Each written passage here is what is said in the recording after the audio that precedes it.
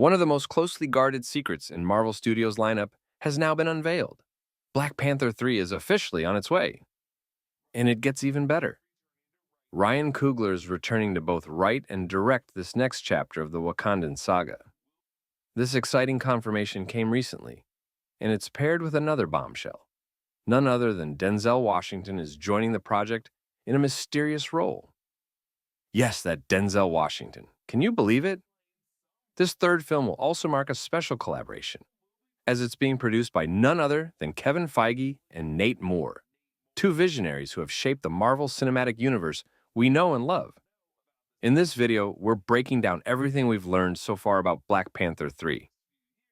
From its potential release date on Marvel's packed calendar to the lingering plot threads Ryan Coogler may focus on, let's dive into what's next for the world of Wakanda. It all started last November when Denzel Washington was promoting Gladiator 2. He casually let it slip that Black Panther 3 was in development and that Ryan Coogler was writing a role specifically for him. Yep, that's how the secret got out, by one of the greatest actors of all time spilling the beans. No. For me, it's about the filmmaker, especially at this point in my career. I'm only interested in working with the best. I don't know how many more films I'm going to make. It's probably not that many. I want to do things I haven't done. I played Othello at 22. I'm about to play Othello at 70. After that, I'm playing Hannibal. After that, I've been talking with Steve McQueen about a film. After that, Ryan Coogler is writing a part for me in the next Black Panther. After that, I'm going to do the film Othello. After that, I'm going to do King Lear. After that, I'm going to retire. This was the first confirmation we had that the project was even happening. At the time, many fans thought Ryan Coogler had shifted gears to focus on other projects, like Sinners, a Warner Brothers film set in a vampire-filled Louisiana, and starring Michael B. Jordan in not one, but two roles. Naturally, speculation ran wild about how this might affect Marvel's plans, especially with rumors surrounding the Blade reboot. Then, a month later, things became even clearer. During an episode of Variety's Award Circuit podcast, Denzel Washington doubled down on his previous comments, acknowledging Black Panther 3 was indeed in the works. He even apologized to Ryan Coogler for accidentally letting the cat out of the bag earlier. No, I call him to apologize. That's right. That's what I call him. I said, I'm sorry, man. He's like, no, man, it's all good. And I FaceTimed, and right there next to him was his lady. They were editing. They were hanging out. That's good. Yeah. We absolutely have to take a moment to appreciate just how monumental Denzel Washington's inclusion in Black Panther 3 is, especially when you consider Chadwick Boseman's iconic words, "There's no Black Panther without Denzel." Boseman wasn't just being symbolic, he meant it on every level. Denzel's towering contributions to the craft of acting, his trailblazing in Hollywood, and his generosity, like personally funding Boseman's tuition for film school, are part of the foundation that made Black Panther's groundbreaking success in 2018 possible. To see Denzel stepping into this world feels like a full-circle moment for the franchise and a tribute to Boseman's legacy. Marvel Studios, known for its measured approach to announcements, had been quiet about the future of Wakanda. But last week, the news broke that longtime Marvel Studios executive Nate Moore is leaving the studio. For fans of Black Panther, this is significant because Moore played a pivotal role in shaping both the first and second films, alongside projects like Eternals, The Falcon and the Winter Soldier, and the upcoming Captain America, Brave New World. Despite his departure, Moore confirmed he would still serve as executive producer on Black Panther 3. Kevin Feige spoke highly of Moore, saying, "Nate is a fantastic executive and colleague, as well as a wonderful friend to all of us here in Marvel Studios.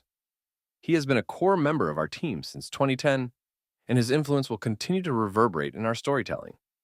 Although we'll miss him a great deal, we look forward to watching what he does next, while also having the good fortune of working with him in a new way on our next Black Panther movie." Moore's own statement reflected his deep connection to the franchise. "Nearly everything I know about producing I've learned from my time at Marvel Studios.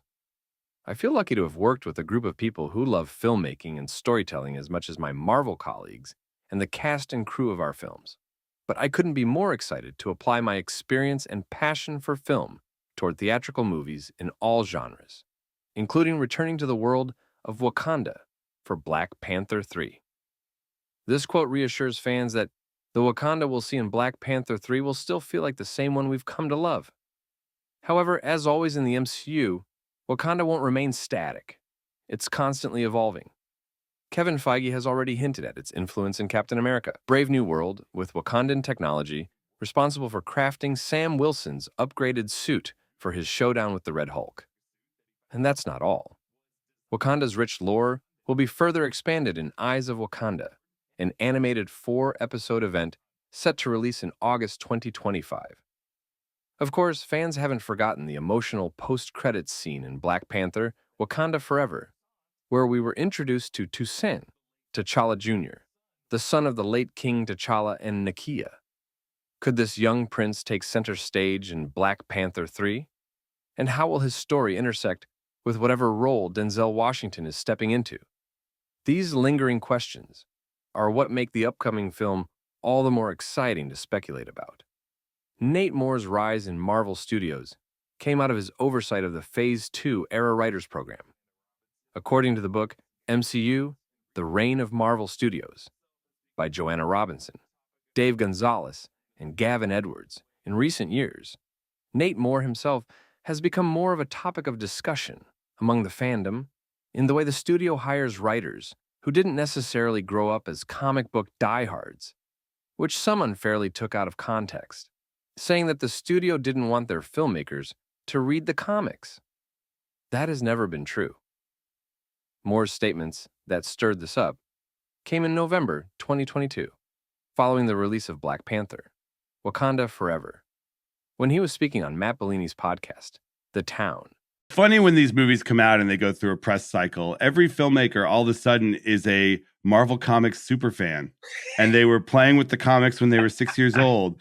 And they had all the action figures and they knew every little thing there was to know about Marvel Comics. That's bullshit. I mean, most of these filmmakers were not comics super fans. So is there some kind of a Marvel boot camp or something that you do to get them just into this world and knowing all the things that they need to know? Not really, to be honest. Or is it just oversight? Or you guys are just there all the time? We're there. I mean, I was that kid who, and I'm still that guy who has long boxes in his garage that my wife wishes I would get rid of. So I do know a lot of this stuff, and the stuff I don't know, or I didn't know, I certainly know now.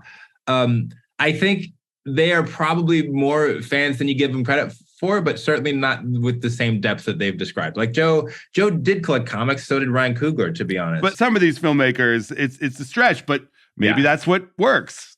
Well, no, and I honestly, I think it does. And it's, you talk about the process. For me, one thing I think is interesting, and specifically for writers, I would say, a lot of times we're pitched writers who love Marvel. And to me, that's always a red flag, because I go, I don't want you to already have a pre-existing idea of what it is because you grew up with issue 15 and that's what you want to recreate. You don't want fan fiction. Exactly. I want somebody who's hard on material who goes, what is this? I think there's a movie here, but maybe we should be looking at it in this way. And I think, again, the best example of that for me was Marcus and McFeely, who weren't comic guys coming up, but we're like, wait, well, Captain America, this seems a bit weird. What if we kind of looked at it in this way? And they weren't married to anything. Nothing was, there was nothing sacrosanct. And I think that's important to be able to go, look, the source material is great and I love it. And comics work in the medium that they were built in, but that's not a direct one-to-one translation to the best version of the movie. And sometimes it takes someone who's out of this culture to come in and go, hey, I know you think it should be this, but maybe it should be this other thing. I mean, Taika's a great example of that too, right? Hey, I know Thor traditionally is a bit stiff. It's a bit Shakespearean. What if you tweaked it? What if you tweaked the tone completely? And I think that's and that was his pitch. Yeah. I mean, the tone of Ragnarok is all Taika, because he wasn't married to Thor on the page. Who? I mean, I haven't read every Thor book. I've read a lot. I couldn't tell you a Thor run that is tonally anything like Ragnarok. Like that movie sort of sits on its own because of the filmmaker. I think what Nate Moore said here, this part of the story offers a fascinating glimpse into the origins of Marvel Studios and what makes its creative approach so unique. Kevin Feige, the mastermind behind the Marvel Cinematic Universe, didn't start as a comic book purist. Instead, his love for Star Trek and films like Richard Donner's Superman laid the foundation for his vision. His journey into comics began when he worked on the 2000 X-Men film. As an assistant to Lauren Schuler Donner, Feige realized that no one else on the project was paying attention to the source material. Determined to fill that gap, Feige gave himself a crash course in Marvel Comics, immersing himself in everything he could find. His newfound expertise earned him the role of the comic guru on set, to the point where Hugh Jackman would sneak into his office to read comics after Bryan Singer infamously banned them from the production. This deep dive into Marvel's lore positioned Feige as the go-to person for ensuring comic accuracy, a philosophy he carried into the creation of Marvel Studios, and which Nate Moore followed in projects like Black Panther.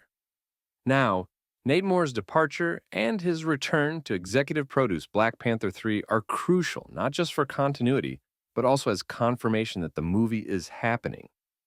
This isn't just speculation about an idea Ryan Coogler mentioned casually to Denzel Washington. It's the real deal. Moore's history with Marvel Studios ensures that the next chapter in Wakanda's story will stay true to the MCU's spirit while pushing boundaries, just as its predecessors did. But when will Black Panther 3 fit into the MCU's already packed release schedule?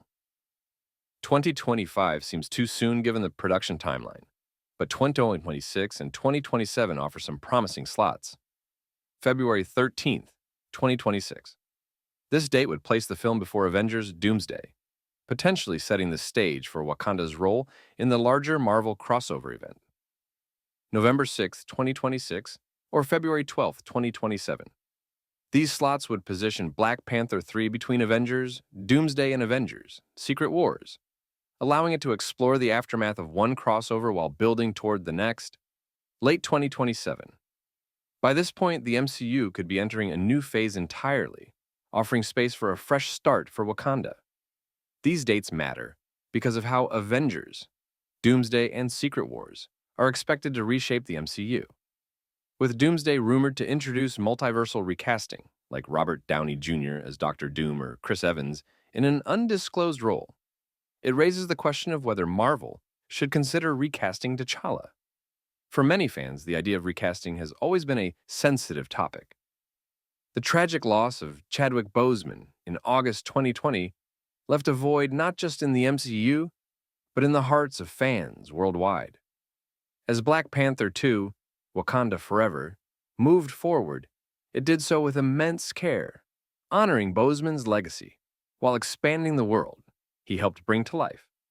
Still, with Doomsday and Secret Wars on the horizon, Marvel could explore recasting as a way to carry forward T'Challa's story while maintaining the character's vital role in Wakanda and the MCU. It's a complex decision, but one that highlights the evolving nature of the Marvel Cinematic Universe. Looking back on Black Panther, Wakanda Forever, it's hard not to feel a mix of emotions. Ryan Coogler crafted a deeply affecting story about grief, centering on Shuri's perspective. The film honored Chadwick Boseman's legacy with care, but T'Challa's funeral scene brought a wave of sorrow, almost like grieving Boseman all over again. It was powerful, but it also left a void, a T'Challa-shaped gap in the Marvel Cinematic Universe. As we move forward, I believe the MCU needs T'Challa. His importance extends beyond his role as a hero. For underrepresented groups, T'Challa became a cultural symbol, a beacon of strength and pride. The universe feels incomplete without him, and his absence leaves a narrative and emotional gap that demands to be addressed. Fortunately, the multiversal chaos of Avengers, Doomsday and Avengers, Secret Wars offers a perfect opportunity. These films could introduce new versions of beloved characters, including a T'Challa from another universe. This approach would preserve Chadwick Boseman's contributions to the 216 continuity, while allowing the character of T'Challa to live on, continuing to inspire audiences worldwide. Ryan Coogler's original script for Black Panther 2 gives us a glimpse of what could have been, and what still could be. Before Boseman's passing, the movie was intended to explore a father-son dynamic focusing on T'Challa, grappling with his absence during the blip, and reconnecting with his son, Toussaint. The story would have been a thematic counterpoint to the first film's exploration of father-son relationships from the perspective of the son. Coogler described a poignant opening, an animated sequence where Nakia tells Toussaint about his father, unaware that he was the Black Panther. The story would have then transitioned to the night of the blip's reversal, with T'Challa meeting his son for the first time.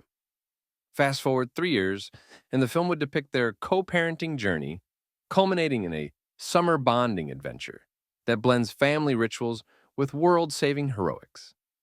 The themes of absent fathers and their return to their children's lives were central to this original vision. It's a story that still feels relevant and meaningful, and Coogler may be looking for ways to tell it, albeit with a new perspective. Perhaps this is where Denzel Washington and his real-life son, John David Washington, could come into play. Imagining Denzel in a patriarchal role alongside John David as a potential new T'Challa after a multiversal reset feels like an ambitious but intriguing idea. John David Washington's acting chops and charisma could breathe fresh life into the character, paving the way for a new era of Wakanda, while respecting what came before. Of course, this is just one possibility, and fan casting always invites a range of opinions. Marvel has a monumental task ahead in deciding how to handle this transition, but the potential for storytelling here is limitless. What are your thoughts? Should T'Challa be recast in another form, or should Marvel explore new characters entirely? Comment down below with your ideas. We'd love to hear them.